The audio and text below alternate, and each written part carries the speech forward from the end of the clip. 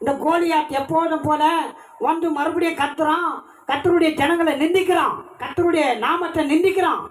இதை கேட்ட உடனே தாவீதுக்கு அப்படியே பத்திக்கிட்டு எறியுது. இவன் யார்? இவன் விருத்த சேதனம் இல்லாத இவன், ஆண்டவர் அற்ற இவன், ஆண்டவருக்கு இவனுக்கு சம்பந்தமே கிடையாது, இவன் சாதாரண மனிதன் தானே, இவன் யாரை நிந்திக்கிறான்? நாங்கள் கர்த்தருடைய ஜனங்கள், நாங்கள் கர்த்தருடைய தேசம், நாங்கள் கர்த்தருடைய சொத்து, கர்த்தரோடு நாங்கள் உடன்படிக்கை பண்ணியிருக்கிறோம். அவருக்கு முன்னாடி இவன் ஏமாத்துறோம். தாவீது வைராக்கியப்படுறான்.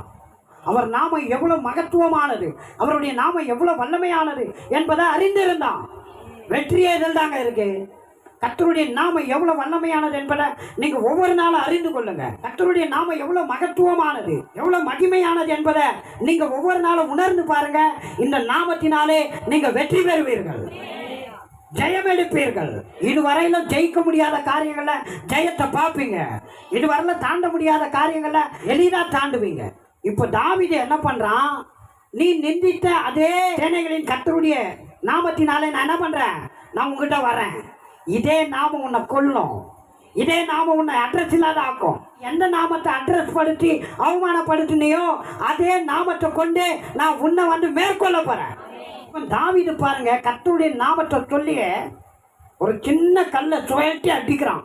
அந்த நாமம் சரியா போய் அந்த கல் நெத்தியில பட்டு விழும்படி செய்தது.